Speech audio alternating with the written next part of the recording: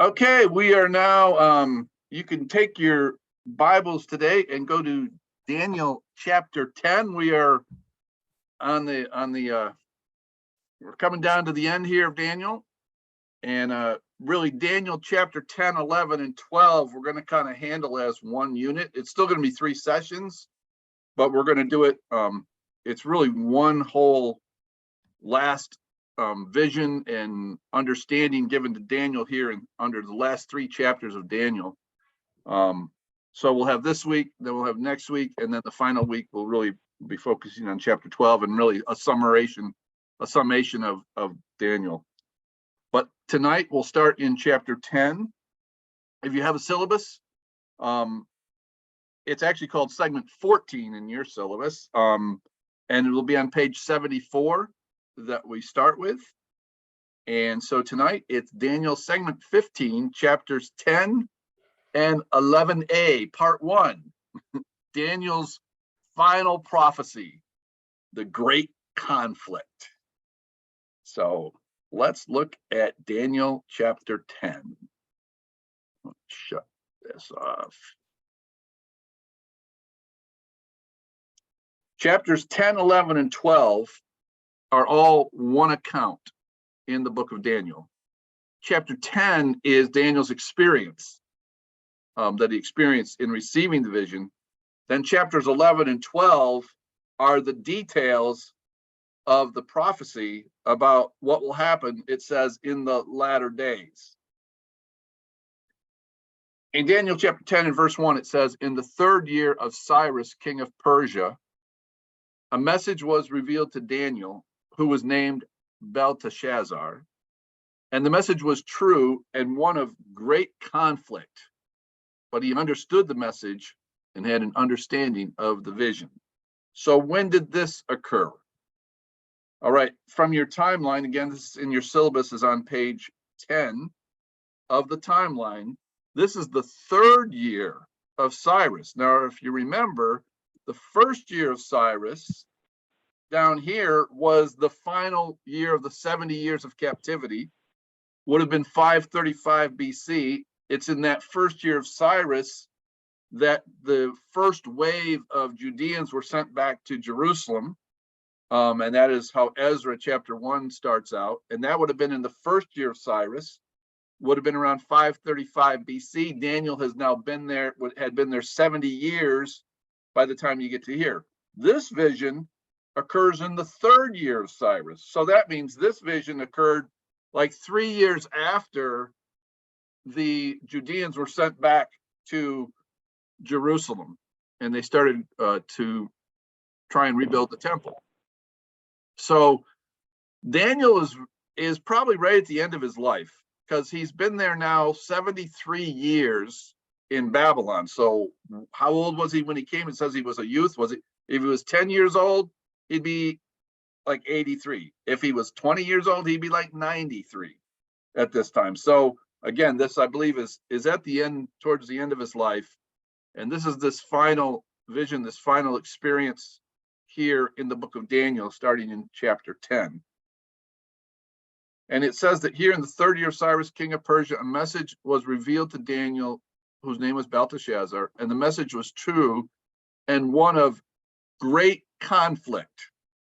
But he understood the message and had an understanding of the vision. It's a great conflict. Conflict means conflict, war. And there's a lot of war, a lot of conflict in this session. In fact, the conflict that we're going to look at, foretold in chapters 11 and 12, spans, you're going to see it starts with the Persian Empire and it ends with the Great Tribulation at the end of the age, and the dead are raised from the graves. So this is quite a vision, quite a long period of time from the beginning to the end of it here in closing chapters of Daniel. It's a war. It's about a great war, about great conflict that is written in these chapters. And here highlighted in red are just some of the phraseology that's used in these chapters about conflict, war, fighting. Verse 13 is that the king of Persia was withstanding him. Verse 20 of Daniel 10 is to fight against the prince of Persia. Verse 21 was to stand against these forces. 11:2 says he will rouse the whole empire. Verse 11 of Daniel 11 is he will come against their army, display great strength. Verse 10 says a multitude of great forces. And also that he may wage war. Verse 11 says he will be enraged and go forth and fight. And in verse 12, it says cause tens of thousands to fall. Verse 13 is he will press on with a great army. Verse 15 is he will cast up a siege ramp and capture a well-fortified city. Verse 18 is, and he will capture many, but a commander will be put to stop.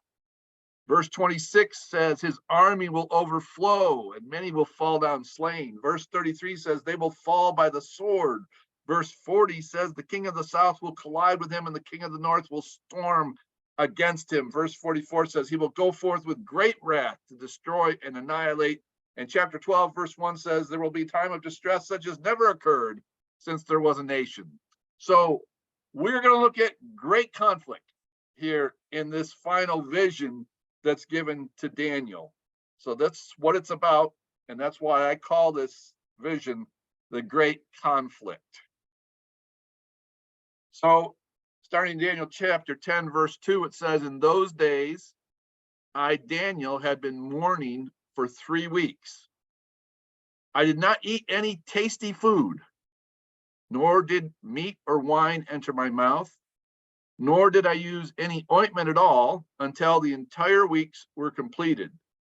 On the 24th day of the first month, while I was by the bank of the great river, that is the Tigris River.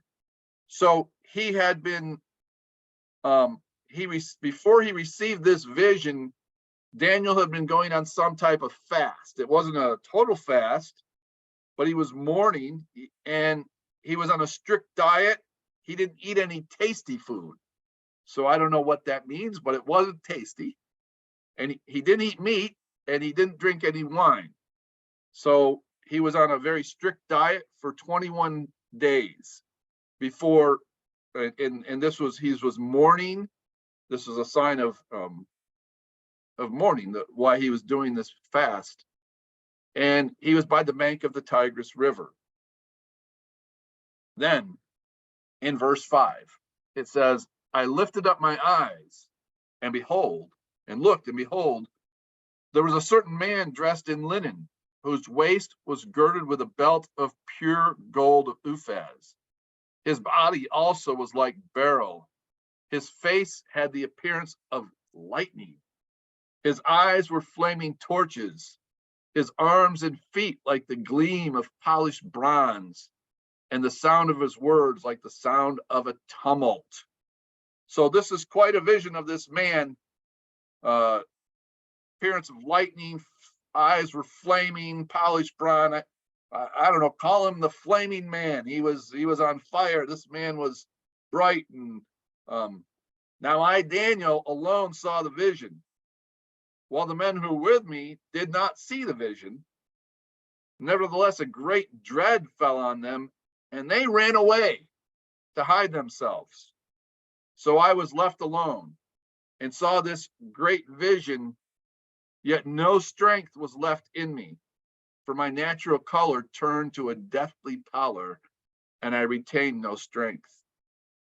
But I heard the sound of his words, and as soon as I heard the sound of his words, I fell into a deep sleep on my face, with my face to the ground. Then behold, a hand touched me, and set me trembling on my hands and knees. And he said unto me, O Daniel, man of high esteem, understand the words that I am about to tell you, and stand upright, for I have now been sent to you. And when he had spoken this word to me, I stood up trembling. Then he said to me, do not be afraid, Daniel, for from the first day that you set your heart on understanding this and on humbling yourself before your God, your words were heard, and I have come in response to your words. Wow. I mean, this so shook. I mean, it's so shook. And the others that were with Daniel ran away. They didn't even see the vision, but the dread, the fear that was in their hearts, they ran away, and Daniel fell to the ground on his face. And he had no strength in him.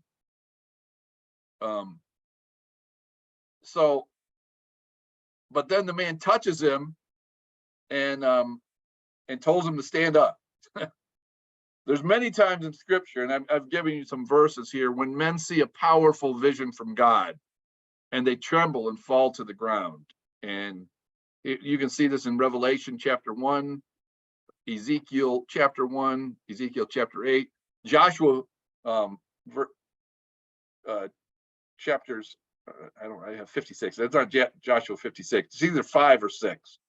13 through 15, that's with Joshua, with the man, the guy with the sword. Acts 9, I think of Paul on the road to Emmaus. He was shaken. He fell trembling to the ground, and he saw the vision. Nobody else saw it. I kind of think of that here with Daniel, where God gives him this vision, sends this. I assume this is some type of angel, this spiritual being who has this quite extraordinary looking appearance of lightning, flaming torches from his eyes. And it really shook Daniel. And so now he gives him his response to Daniel, praying for 21 days and mourning and fasting. And now here is how it starts out. It says, verse 13, but the prince of the kingdom, he said he came from the first day Daniel started praying, from the first day that he started mourning. This spiritual being was sent to him. But the prince of the kingdom of Persia was withstanding me for 21 days. Then behold, Michael, one of the chief princes, came to help me, for I had been left there with the kings of Persia. Now I have come to give you an understanding of what will happen to your people in the latter days. For the vision pertains to the days yet future. When he had spoken to me according to these words, I turned my face to the ground, and I became speechless. And behold, one who resembled a human being was touching my lips. Then I opened my mouth and spoke and said to him who was standing before me, "Oh, my Lord, as a result of the vision, anguish has come upon me, and I have restrained no strength. For how could such a servant of my Lord talk with such as my Lord? As for me, there remains just now no strength in me, nor has any breath been left in me." I mean, Daniel's like, look, I can't handle this. I have no strength left in me. How can I take this? And then he says to Daniel, "O man of high esteem, do not be afraid. Peace be with you. Take courage and be courageous." Now, as soon as he spoke to me, I received strength and said, "May my Lord speak, for you have strengthened me." I love that. What this vision that God is going to give Daniel, Daniel didn't have the strength to receive it. It was too much for him. And God actually spiritually strengthened him so that he could receive the revelation. Just wild stuff. I mean, I could probably spend a whole amount of time looking at this chapter, but just amazing how the love of God and how God not only gave Daniel the vision, he gave him the strength that was needed to receive such a vision as this. And then Daniel says, "May my Lord speak, for you have strengthened me." Then he said, "Do you understand why I came forth? But now I shall return to fight against the prince of Persia. So I am going forth, and behold, the prince of Greece is about to come. However, I will tell you what is inscribed in the writing of truth. Yet there is no one who stand firmly with me against these forces, except Michael, your prince."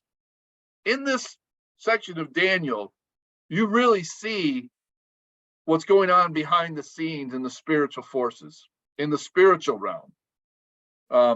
I am pretty certain that Michael here is the chief prince, is the archangel. Michael's mentioned only a few places in scripture, and here they are: Daniel 10, 13 and 21, Daniel 12, verse 1, Jude 1, 9, and Revelation 12, 7. Michael is the only angel that's ever called the archangel. And he's fighting for 21 days with the Prince of Persia. Well, what does that mean? It's got to be a spiritual being. These are spiritual forces fighting spiritual forces. And then he's going to fight the Prince of Greece.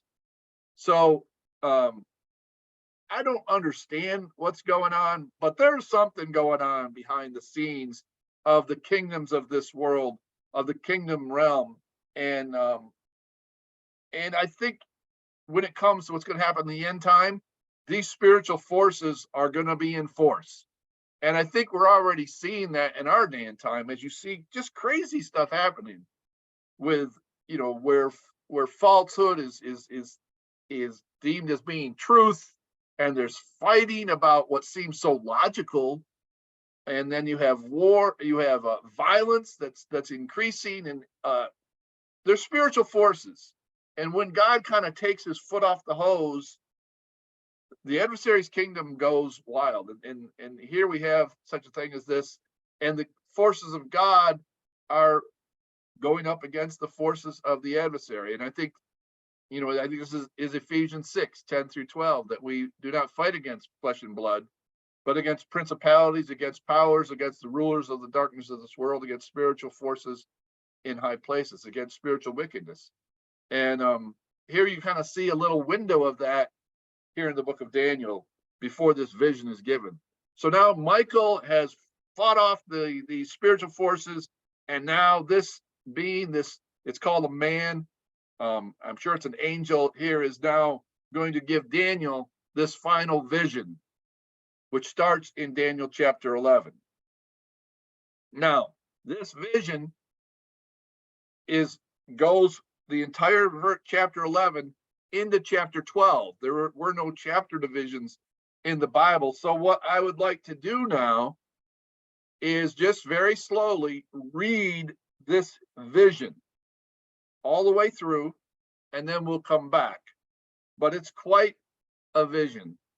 I'm amazed that Daniel was able to write this all down, because it's a lot of information. So the vision starts in Daniel chapter 11, verse 1. In the first year of Darius of Mede. Now this is this angel talking, this one that's speaking to Daniel. He's talking about that. In the first year of Darius of Mede, I, this angel, arose to be an encouragement and a protection for him, for Darius the Mede. And now I will tell you the truth. Behold, 3 more kings are going to arise in Persia. Then a 4th will gain far more riches than all of them. As soon as he becomes strong through his riches, he will arouse the empire against the realm of Greece. And a mighty king will arise, and he will rule with great authority and do as he pleases. But as soon as he has arisen, his kingdom will be broken up and parceled out toward the 4 points of the compass, though not to his own descendants, nor according to his authority which he wielded, but his sovereignty will be uprooted and given to others besides them. Then the king of the south will grow strong, along with one of his princes, who will gain ascendancy over him and obtain dominion. His domain will be a great dominion indeed. After some years, they will form an alliance, and the daughter of the king of the south will come to the king of the north to carry out a peaceful arrangement. But she will not retain her position of power, nor will he remain with his power. But she will be given up along with those who brought her in, and the one who sired her, as well as he who supported her in those times. But one of the descendants of her line will arise in his place, and he will become against their army and enter the fortress of the king of the north, and he will deal with him and display great strength. Also their gods with their metal images and their precious vessels of silver and gold, he will take into captivity to Egypt, and on his part will refrain from attacking the king of North for some years. Then the latter will enter the realm of the king of the South, but will return to his own land. His sons will mobilize and assemble a multitude of great forces, and one of them will keep on coming and overflow and pass through, that he may again wage war up to his very fortress. The king of the South will be enraged and go forth and fight with the king of the North. Then the latter will raise a great multitude, but that multitude will be given into the hand of the former. When the multitude is carried away, his heart will be lifted up, and he will cause tens of thousands to fall, yet he will not prevail. For the king of the North will rise again, will raise a greater multitude than the former. And after an interval of some years, he will press on with a great army and much equipment. Now in those times, many will rise up against the king of the South. The violent ones among your people will also lift themselves up in order to fulfill the vision, but they will fall down. Then the king of the North will come, cast up a siege ramp, and capture a well-fortified city. And the forces of the South will not stand their ground, not even their choicest troops, for there will be no strength to make a stand. But he who comes after him will do as he pleases, and no one will be able to withstand him. He will also stay for a time in the beautiful land with destruction in his hand. He will set his face to come with the power of his whole kingdom, bringing with him a proposal of peace, which he will put into effect. He will also give him the daughter of women to ruin it, but she will not take a stand for him or be on his side. Then he will turn his face to the coastlands and capture many. But a commander will put a stop to his scorn against him. Moreover, he will repay him for his scorn. So he will turn his face toward the fortress of his own land. But he will stumble and fall and be found no more. Then in his place one will arise, who will send an oppressor through the jewel of his kingdom, yet within a few days he will be shattered, though not in his anger nor in battle. In his place a despicable person will arise, on whom the honor of kingship has not been conferred. But he will come in a time of tranquility and seize the kingdom by intrigue. The overflowing forces will be flooded away before him and shattered, and also the prince of the covenant. After an alliance is made with him, he will practice deception, and he will go up and gain power with a small force of people. In a time of tranquility, he will enter the richest parts of the realm, and he will accomplish what his fathers never did, nor his ancestors. He will distribute plunder, booty, and possessions among them, and he will devise his schemes against strongholds, but only for a time. He will stir up his strength and courage against the king of the South with a large army. So the king of the South will mobilize an extremely large and mighty army for war, but he will not stand for schemes will be devised against him. Those who eat his choice food will destroy him, and his army will overflow, but many will fall down slain. As for both kings, their hearts will be intent on evil, and they will speak lies to each other at the same table, but it will not succeed, for the end is still to come at the appointed time. Then he will return to his land with much plunder, but his heart will be set against the holy covenant, and he will take action and then return to his own land. At the appointed time, he will return and come into the South, but this last time it will not turn out the way it did before. For the ships of Kittim will come against him, therefore he will be disheartened and will return and become enraged at the holy covenant and take action. So he will come back and show regard for those who forsake the holy covenant. Forces from him will arise, desecrate the sanctuary fortress, do away with the regular sacrifice, and they will set up the abomination of desolation. By smooth words, he will turn to godlessness, those who act wickedly toward the covenant. but the people who know their God will display strength and take action. Those who have insight among the people will give understanding to the many, yet they will fall by the sword and by flame, by captivity and by plunder for many days. Now, when they fall, they will be granted a little help, and many will join them with them in hypocrisy. Some of those who have insight will fall in order to refine, purge, and make pure until the end time, because it is still to come at the appointed time. Then the king will do as he pleases, and he will exalt and magnify himself above every god, and will speak monstrous things against the God of gods.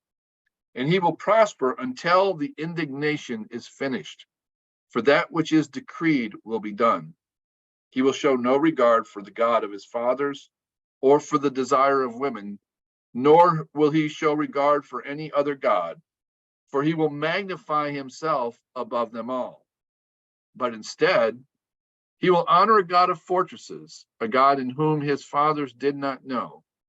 He will honor him with gold, silver, costly stones, and treasures. He will take action against the strongest of fortresses with the help of a foreign god. He will give great honor to those who acknowledge him, and will cause them to rule over the many, and will parcel out land for a price. At the end time, the king of the south will collide with him, and the king of the north will storm against him with chariots, with horsemen, and with many ships. He will enter countries, overflow them, and pass through. He will also enter the beautiful land, and many countries will fall, but these will be rescued out of his hand: Edom, Moab, and the foremost of the sons of Ammon. Then he will stretch out his hand against other countries, and the land of Egypt will not escape. But he will gain control over the hidden treasures of gold and silver, and over all the precious things of Egypt, and Libyans and Ethiopians will follow at his heels. But rumors from the east and from the north will disturb him, and he will go forth with great wrath to destroy and annihilate many. He will pitch the tents of his royal pavilion between the seas and the beautiful holy mountain, yet he will come to his end, and no one will help him. Now at that time, Michael, the great prince who stands guard over the sons of your people, will arise. And there will be a time of distress such as never occurred since there was a nation until that time. And at that time, your people, everyone who is found written in the book, will be rescued. Many of those who sleep in the dust of the ground will awake, these to everlasting life, but the others to disgrace and everlasting contempt. Those who have insight will shine brightly like the brightness of the expanse of heaven, and those who lead the many to righteous like the stars forever and ever. But as for you, Daniel, conceal these words and seal up the book until the end of time. Many will go back and forth, and knowledge will increase. So, how about that? That is all one vision given to Daniel. Wow. So, do I understand this totally? No. I'm going to give you the best understanding I have, and this is going to be done over 3 weeks. But just I wanted to read that so that you understand that this vision from Daniel covers the time from the Persian kings until the resurrection of the dead at the end of the age. And somehow all this fits together. So let's look at this, and we'll do it a little bit at a time. In the first year of Darius the Mede, I rose to be an encouragement. And I tell you the truth, behold, 3 more kings are going to arise in Persia. Then a 4th king will gain far more riches than all of them. As soon as he becomes strong through his riches, he will arouse the whole empire against the realm of Greece. So these first 4 Persian kings from the time of Darius is Cyrus the Great, followed by Cambyses, Darius, and then this 4th one that would be far richer than them all is Xerxes. And under the Persian king Xerxes is when the Persian Empire, the Achaemenid Empire, really grew to its full length. And it was Xerxes who was the one from the Persian Empire that actually went into Greece. He was the first of the Persians to invade Greece. And he's the one that aroused the Greeks into what eventually became this battle.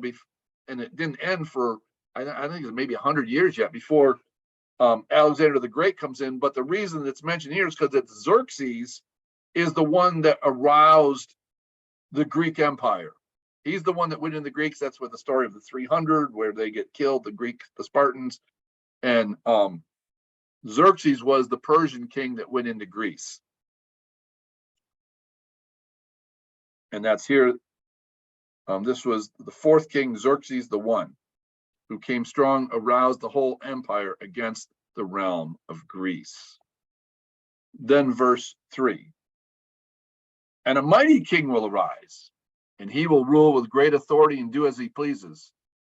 But as soon as he has risen, his kingdom will be broken up and parceled out toward the 4 points of the compass, though not his own descendants, nor according to his authority which he wielded, for his sovereignty will be uprooted and given to others besides them. Following Xerxes, who aroused the Greeks, these verses now are about the Greeks, about Alexander the Great.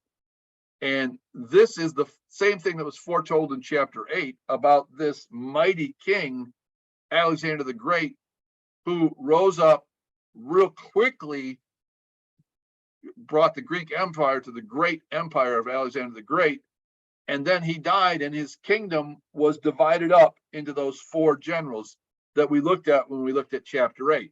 That's what verses 3 and 4 are talking about this division of Alexander the Great's empire, divided into the 4 points of the compass to these 4 kingdoms: the kingdom of Macedon, kingdom of Pergamon, the Seleucid Empire, and the Ptolemaic kingdom. These were the division of the Greek states after Alexander the Great. Then verse 5, it says, then the king of the south will grow strong, along with one of his princes, who will gain ascendancy over him and obtain dominion. His domain will be a great dominion indeed.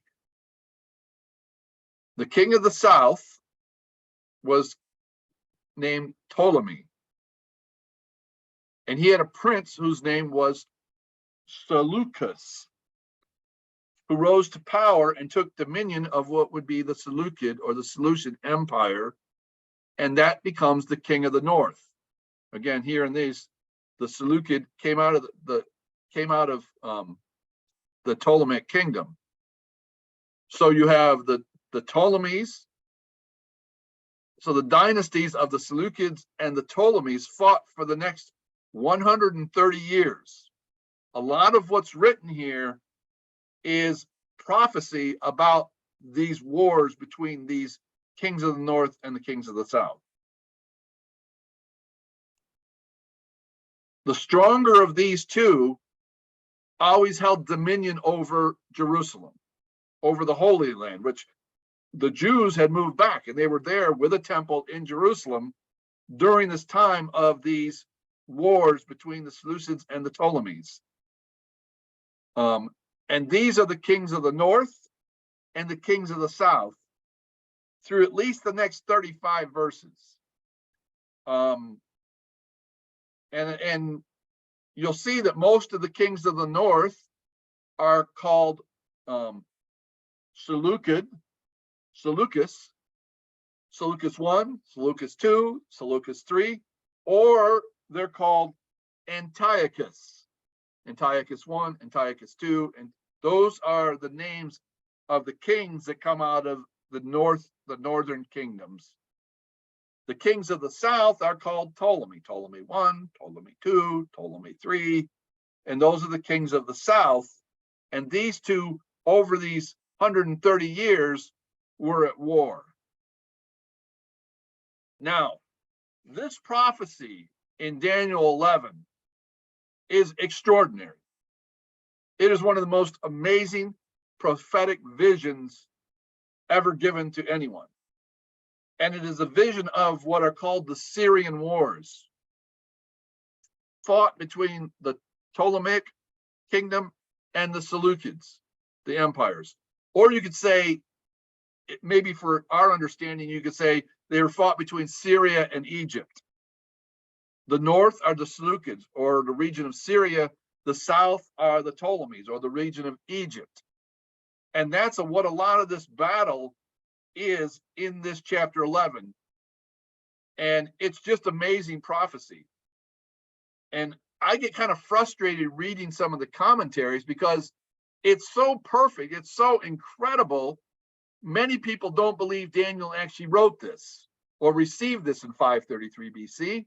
They think it was a story written after the fact because it's just too accurate to tell about what happened here. So I get a little frustrated reading some of the commentaries. But if you want to read this, all you have to do is go and Google and look up Daniel chapter 11. Explain Daniel chapter 11, or what does it Daniel chapter 11 mean? And you will just, there's all sorts of things that have been written about this. Some of them come from a secular point of view. Some of them come from a biblical point of view. I found that the one here that I have listed here, and I'll give you this in the end slide. I found this commentary from enduringword.com to be simple, but they all basically, they vary a little bit, but they all pretty much say the same thing and tell you of this history. And I really was not that familiar with this history of the Syrian wars. So I kind of rely on these people who have studied history. But I thought this was pretty good. So a lot of what I use, I just quote because it was explained very simple. And so I downloaded that, and I will use that to go through these verses so you can see this great conflict that Daniel was given, this vision of what happens between the Seleucids and the Ptolemy kingdom. It's just amazing, amazing prophecy. So verse 6. After some years, they will form an alliance, and the daughter of the king of the south will come to the king of the north to carry out a peaceful arrangement, but she will not retain her position of power, nor will he remain with his power, but she will be given up along with those who brought her, and in one who sired her, as well as he who supported her in those times. Joined by a marriage, the kings of the north and the south would be allies for a while, but the arrangement would not last. This was fulfilled in the marriage between Antiochus II of the Seleucids and Berenice, daughter of Ptolemy II. There was peace for a time because of this marriage, but it was upset when Ptolemy II died. Once Ptolemy II died, Antiochus put away Berenice and took back his former wife, Laodice. She didn't trust her husband, Antiochus II, so she had him poisoned. Wonderful. After the murder of Antiochus II, Laodice had Berenice, her infant son, and her attendants killed. After this reign of terror, Laodice set her son, Seleucus II, on the throne. Verse 7 through 9. But one of the descendants of her line will arise in his place, and he will come against their army and enter fortress of the kings of the north, and he will deal with them and display great strength. Also their gods with their metal images and their precious vessels of silver and gold, he will take into captivity to Egypt, and he on his part will refrain from attacking the king of the north for some years. Then the latter will enter the realm of the king of the south, but will return to his own land.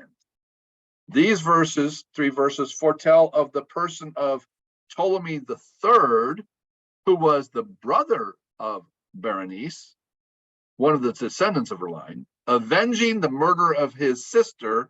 Ptolemy III invaded Syria and humbled Seleucus II. Ptolemy III lived for 4 years past Seleucus II. Verse 10. His sons will mobilize and assemble a multitude of great forces, and one of them will keep on coming and overflow and pass through, that he may again wage war up to his very fortress.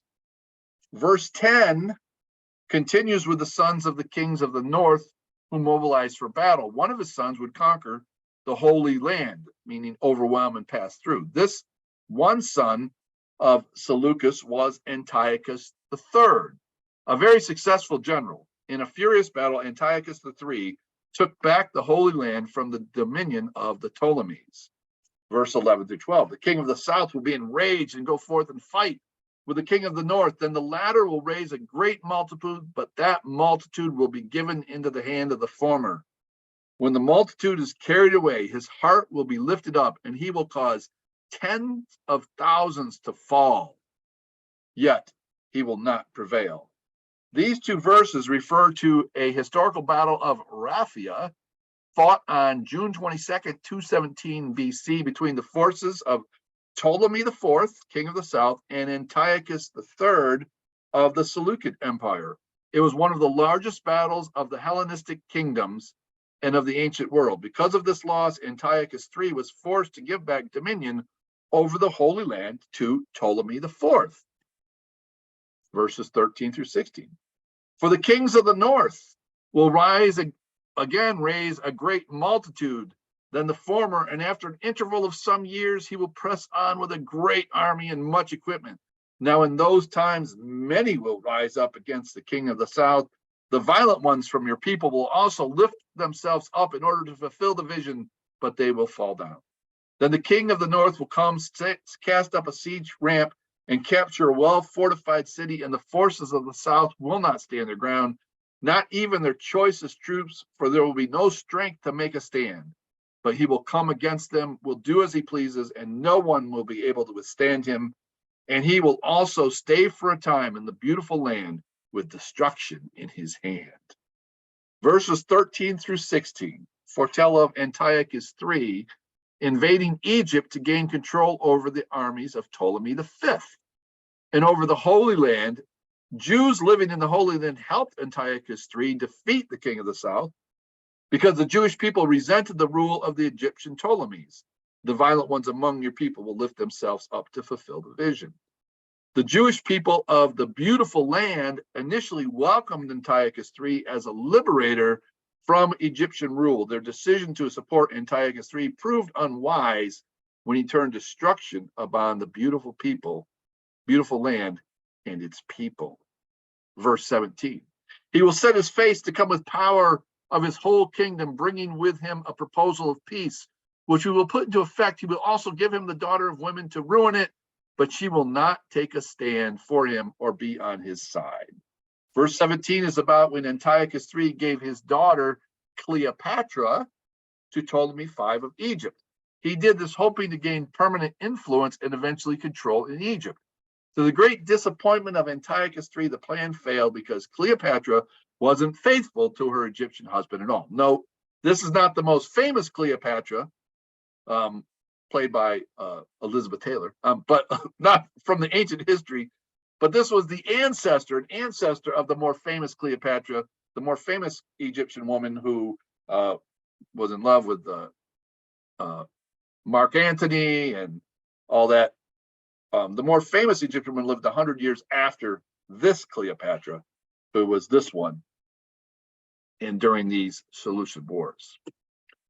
18 through 20. Then he will turn his face to the coastland and capture many. But a commander will put a stop to his scorn against him. Moreover, he will repay him for his scorn. So he will turn his face toward the fortress of his own land, but he will stumble and fall and be found no more. Then in his place, one will arise who will send an oppressor through the jewel of his kingdom. The English Standard Version says, will send an exactor of tribute for the glory of the kingdom. Yet within a few days, he will be shattered, though not in anger nor in battle. These verses accurately foretell of Antiochus III when he turned his attention towards the areas of Asia Minor and Greece. He was helped by Hannibal, the famous general from Carthage, but a Roman general, Lucius Cornelius Scipio, defeated Antiochus in Greece. Antiochus planned to humiliate Greece, but was humiliated instead. He returned to his former regions, having lost all that he gained. After his defeat, Antiochus III had an inglorious end.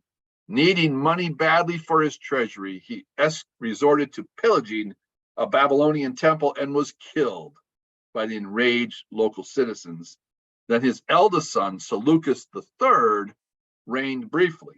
And Seleucus III, he sought to tax his dominion to increase revenues. Yet, within a few days, he will be shattered. Seleucus III was assassinated, probably by his brother, who is Antiochus IV.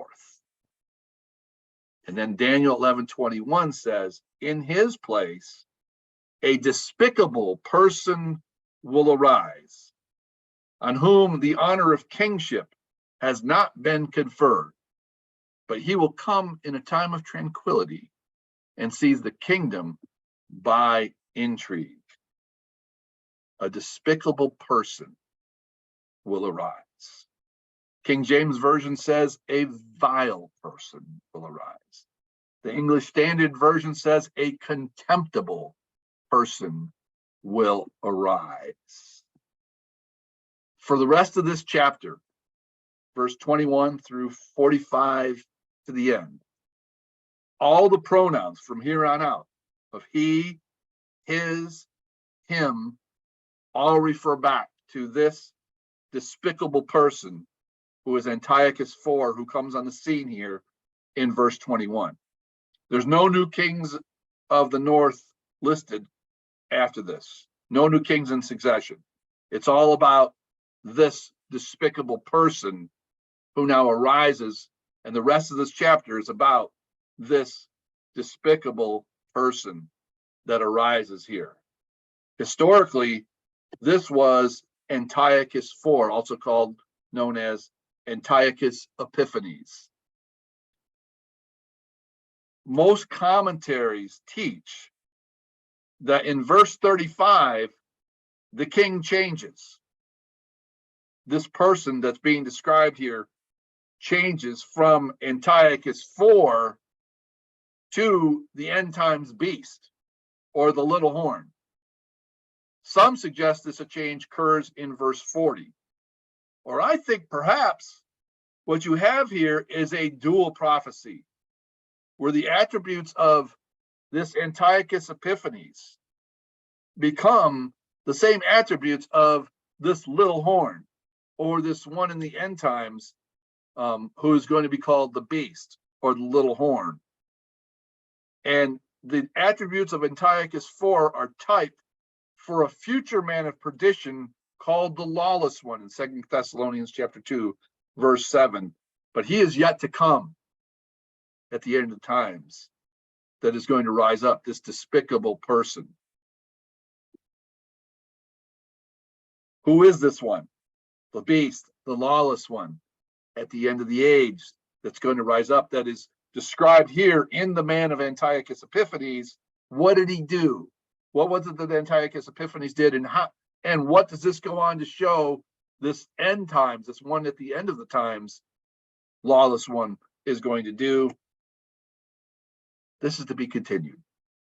Next time, we're going to spend the time looking at this despicable person as described here from verse 21 to the end of Daniel chapter 11, and see the type of what Antiochus Epiphanes did, and how it just, and we saw this with all the other sections in Daniel. We saw it with the 10 kings. You have the 4 kings, and then suddenly you're at the end of the world kingdom.